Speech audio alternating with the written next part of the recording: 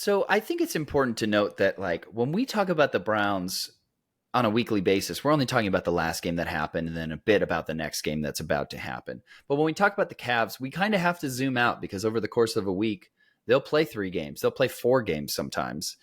And we have to have kind of this macro conversation about them. And we will go into detail about their games, but we have to have this zoomed out lens when we talk about them just once a week.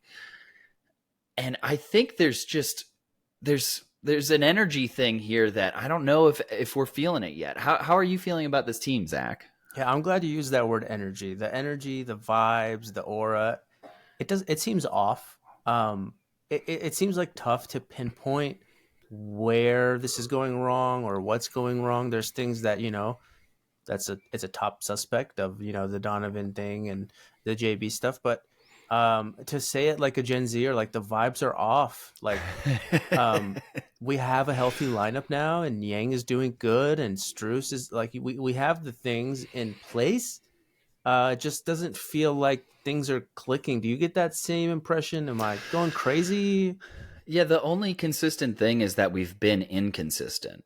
I mean, I called for Donovan's head last week. I said we should trade him and have addition by subtraction. And then the next game, he drops 40, and he has like the most chemistry that I've seen in a game with Evan Mobley in his whole time here. I think Evan Mobley was just short of a 20-20 game. And Donovan had 40, and Darius also had a great game. And we wore our city uniforms. We just looked cool. It was like everything went well after I yelled at them. And of course, they were listening. But then we play the Blazers, who are a bad team, and we absolutely crap the bed. Like, what is that? And then we played Detroit, and honestly, like, I was just praying the whole game, like, don't let them snap their 16-game losing streak against us. And we won. We ended up winning, but I don't think there's a hotter seat in all of basketball right now than JB Bickerstaff's seat. I think he could get fired tomorrow. How are you feeling about JB? I don't know if he's necessarily the problem, but something's got to give. Yeah, it's interesting when you say that, right? Because you want to look at the last kind of what's he saying to the media? Is it the same spiel? Are we overreacting? And Tom, I found it a little interesting after practice a day or two ago. Somebody asked him, one of our beat reporters, is it a lot? Is it hard? Like, why is it so tough to find a rotation that works and get more people involved? And JB, flat out said that we have the way our roster is constructed. We have way too many small guys right now. The only time they can find an opportunity is if somebody's injured, and so we're kind of learning as we go with the rotations. And your conversation sparks that. Is he at odds with Kobe? The way that our roster is constructed. That's not a him. It feels like a seed into this thing called when you blame somebody, don't blame me.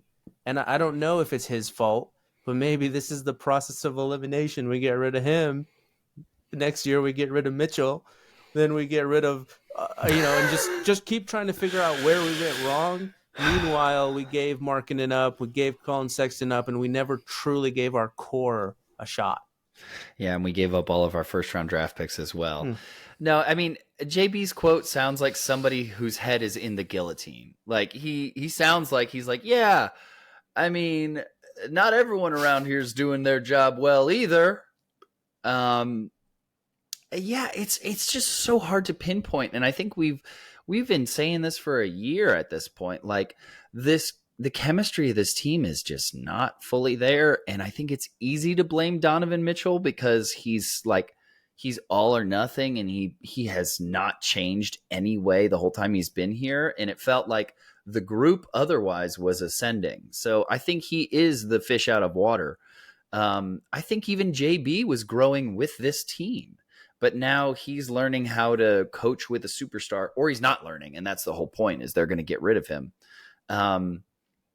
I don't know. I don't know if getting rid of him is the solution, and but at the same time, I do think it will cause the team to gain some momentum. We'll probably go on a short winning streak, but The last thing I want to see is us get a coach that just like is like, I can't wait to coach Donovan Mitchell. That's my nightmare, because I want a coach that sees the diamond in the rough of Evan Mobley and the dynamic, duo of him and Allen down low, and Garland as this very interesting point guard who can pass and shoot like a more traditional point guard. And not just look at Donovan as like a superstar who can lead this team somewhere, because if we get that coach will also get fired, and then we'll trade Jarrett Allen, and then we'll trade Darius Garland, and then they'll try and do something with Mobley and Mitchell, and who knows what the team will look like at that point. It's frustrating. And in terms of energy, like, we have these handful of guys, like we have Strus, we have Okoro, we have LeVert. These guys who are playing their butts off. They're working so hard to not only like keep the pace up, but like play hard defense and like give this team an edge. And it's so weird when guys are playing that way and it feels like they're fighting uphill. Like, why doesn't the core feed off something like that? Like, why aren't they inspired by players like that, as opposed to like being like, the Okoro game, or LeVert's having a good game, whatever. I don't know.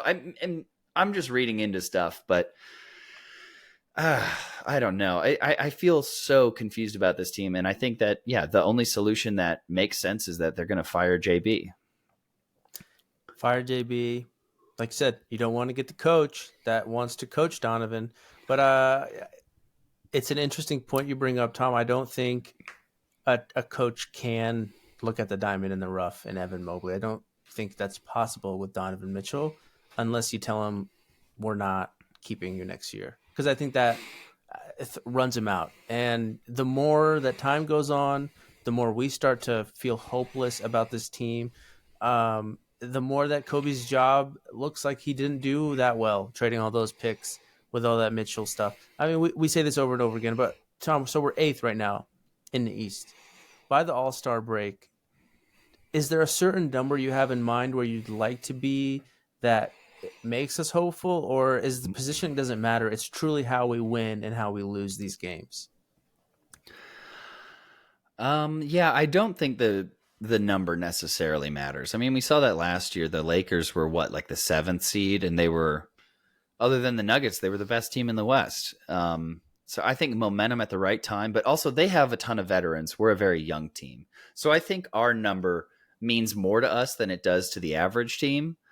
And I mean, we're 8th right now. Like, we're a pretty good team that's underperforming, which is, so it's just like, it's no man's land right now. We'll if we stay this way, we'll get mediocre draft picks and we'll keep mediocre talent, and we'll just be trapped in this like fringe playoff spot forever. You need to go all in or get rid of the house. Like, that's just how it is in professional sports.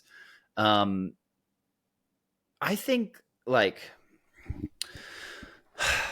we need to fire JB now or never. Like, if we wait any longer, we'll have missed too much. It's already a quarter of the season has passed. I mean, what do you think about that? And do you have a number that you want us to get that you think will like matter for these players in terms of seeding? Yeah, I want to see us in the middle of the pack. I want to see us there 4, 5, maybe 3. Like what we did last year, I want to see a building upon. I don't want to see a regression and towards something. But ultimately what matters, like you said, the Lakers, what matters is getting hot at the right time. So if it seems like after the All-Star break we're going up, it's okay to me. I want JB fired. But can I look at you guys straight in the eyes and tell you this is exactly what's going to help our team? No.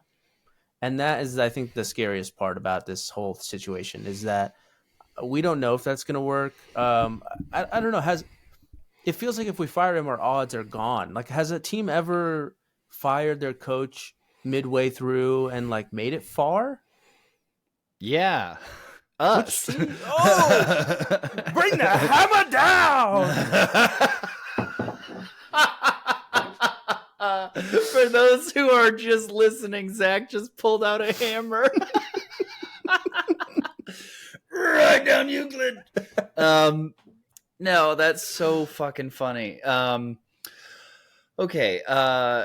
Sorry. Gosh, that I just like I'm so taken aback by that. Yeah, it's possible to fire a coach and find momentum, and like this is a young enough team that like momentum's everything to them. Like that's the younger you are, the more important momentum is, I think. Um, because veterans like have that experience like battling back, whereas like you're young, you don't know any better, so momentum's everything to you. um yeah, we're our only championship, we fired our coach mid-season. Gosh, man, I don't know, like, do you think there's any truth to JB's statement though, like this team isn't constructed properly? Oh Because yeah, honestly, oh yeah. I think it might be just Donovan, but maybe we're undersized for the most part. We're undersized, and then we have two big guys, and there's no flow.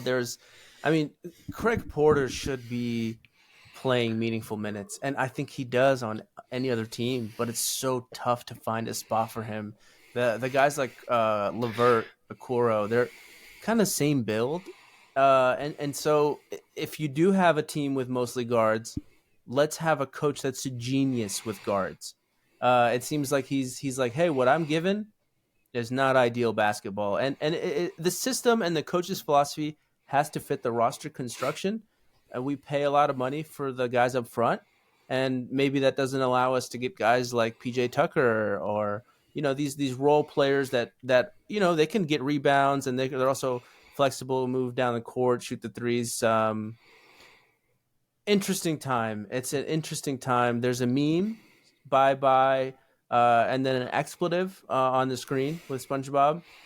So TWP is just going out there. We're throwing the hammer down, and we're saying if you don't fire JB by the All-Star break, wave the white flag. Get that weak stuff out of here. Austin Deep in the Carr. queue. Deep in the rock. I love you, Austin Carr. Austin Carr, number 1 overall pick in I think 77 or something like that. He was great. And now he's our game time announcer. He is awesome. Austin Carr is awesome, right? The Cavs are awesome. LOL, winky face.